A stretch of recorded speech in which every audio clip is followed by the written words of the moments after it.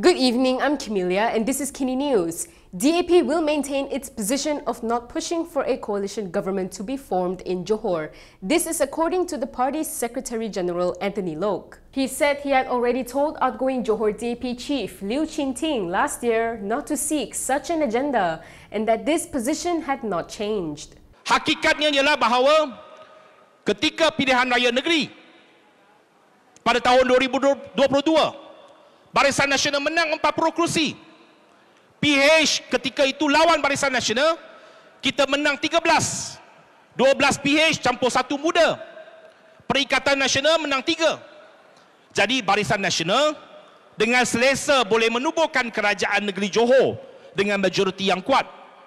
Itu hakikat yang kita terima. Itu sebabnya saya berharap polemik baru-baru ini mengenai kerajaan perpaduan di Johor tak perlu ditimbulkan. Saya nak menyatakan pandangan dan pendirian DAP bahawa DAP tidak pernah dan tidak akan mengemis jawatan kerajaan. Kita nak ke jawatan kerajaan, kita lawan, kita menang, baru kita ambil jawatan kerajaan. A past leader has sarcastically responded to Prime Minister Anwar Ibrahim over his latest remarks on the Swatch raid last year. Fadhli Shaari apologized for congratulating the government on the raid.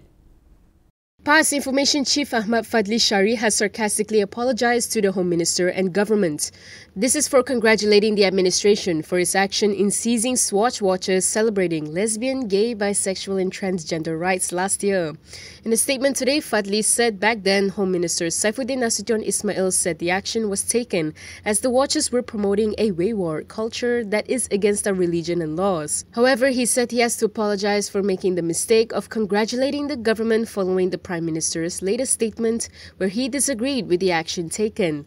Fadhli said if the Prime Minister disagreed with an action taken by a government agency, then the action no longer holds any merit. He added that if needed, he was ready to withdraw his remark in the Dewan Rakyat later. In May last year, the Home Ministry raided Swatch stores nationwide for displaying its Pride collection, which comprises watches in the color of the rainbow adopted as a symbol of the LGBTQ+ community. Saifuddin had defended his ministry's action, citing public complaints and provisions under the Printing, Presses and Publications Act 1984. Ong Kian Ming has a suggestion for Anwar on how to promote the use of Bahasa Malaysia. He said Anwar should focus on positive narratives over the use of BM.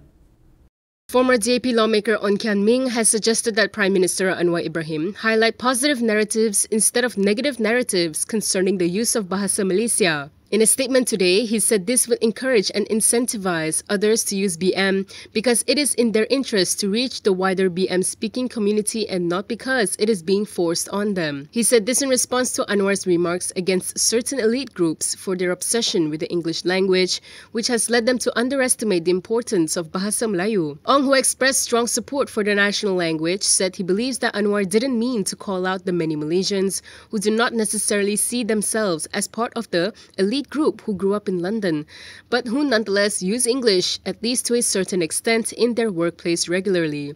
He said this would include the many thousands who work for multinational companies in Malaysia and the many publicly listed companies, among others. He added that by calling out those who speak and use English at the elite level, many other non-elites may feel that they are also being unfairly targeted by Anwar's remarks. The former Bangi MP said those using English in different settings in Malaysia may be doing so for other reasons, and not because they are undermining the use of BM or because they look down on the use of BM in official settings. With this, he said, rather than focusing on the negative, wouldn't it be better for Anwar to prose some new and creative examples to demonstrate the importance of the usage of BM? He added that maybe it is time for Anwar's team at the Prime Minister's office to show him some of these positive examples on social media so that he can present these narratives instead. A past youth leader has questioned how Selangor still suffers from frequent flooding problems when they are one of the highest recipients of flood mitigation funding. Selangor Pass Youth has criticized the state government for failing to manage recurring flood issues. This is as Selangor is one of the highest recipients of flood mitigation funding. Selangor Pass Youth Chief Mohammed Sukri Omar pointed out that in 2022, then Prime Minister Ismail Sabri Yaakob announced 6.3 billion ringgit for flood mitigation projects. He added that in 2023, Prime Minister Anwar Ibrahim allocated 1.1 billion ringgit specifically for flood mitigation initiatives in Selangor. However, he said the result was that the state continues to be affected by floods. Sukri said while the state significantly contributes to the gross domestic product, GDP, it remains mired in flood issues and this would be embarrassing if the problem persists. In terms of investments, he said it would not be impossible that Selangor has become less attractive to investors due to the recurring flood problems. According to him, this is evident as Selangor ranked second in attracting foreign investment in the manufacturing sector in 2022 but then fell to third place in 2023. He added that in the first quarter of 2024, Selangor failed to secure a position among the top 5. He also raised concerns about the state government's competence and questioned how much more funding Selangor needs to resolve this recurring problem. 3 days ago, several areas in 3 districts of Selangor experienced flooding, forcing nearly 2,000 residents to seek refuge in temporary evacuation centers. Johor will be going back to Saturday and Sunday weekends. The changes will take effect from January 1st, 2025. Johor Region Tunku Ismail Sultan Ibrahim announced today that the state will once again revert to Saturday and Sunday as its official weekend days, effective January 1st, 2025. In a statement, Tunku Ismail said the decision to change the current Friday and Saturday rest days has received the consent and blessing of Yang di-Pertuan Agong Sultan Ibrahim Sultan Iskandar after considering the views of the Johor Islamic Religious Council. He said he had also decreed for Johor Menteri Besar On Hafiz Ghazi and the Johor Mufti to discuss and study every angle and aspect regarding this matter. He added that he hopes the private sector, the government and related parties will allow sufficient time and space for Muslim workers to perform Friday prayers accordingly. Meanwhile, on set, the change will involve all Johorians in the state, particularly 587,343 students and close to 2 million workers, the majority of whom are in the government and public sectors. On set, the state government, together with the Johor Mufti and related agencies, will provide details on suitable working hours on Fridays and ensure adequate time for Muslims to perform the Friday prayers. The current Friday-Saturday official weekend has been in place since 2015, but certain segments within the private sector still opted to maintain Saturday and Sunday as their rest days. A Perikatan national leader has responded to the Ideas report on Anwar having the lowest number of political appointees. He said it could be misleading. Here's why.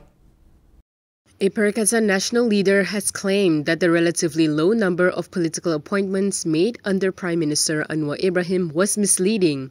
In a statement yesterday, PN Federal Territory Secretary Mahathir Mohamad Rais said one factor that must be considered is the continued presence of appointees from previous administrations, particularly those linked to UMNO.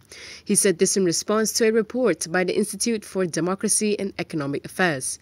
He pointed out that their report showed that UMNO has historically dominated political appointments, with 410 individuals appointed across past administrations. He said if many UMNO appointees, particularly those from the Ismail Sabri Yaakob and Muhyiddin Yassin administrations, continue to enjoy their roles, it suggests that the Anwar government's approach might be more about maintaining the status quo than delivering on promise of reform. He added that if the government has made 117 political appointments by July, as Anwar had revealed, it raises concerns about the commitment to reducing such appointments. He said with continued political appointments and the potential retention of figures from previous administrations, the Pakatan Harapan BN government is seen as following the same path as its predecessors. As such, he questioned whether the government is truly delivering on its promises to reform the system of political patronage or is continuing past practices under a new guise. That is all from me today. For more stories, you can go to Kinitv.com. You can also follow us on Instagram, Twitter, YouTube, and Facebook for the latest news updates. I'm Kimilia. Thanks for watching.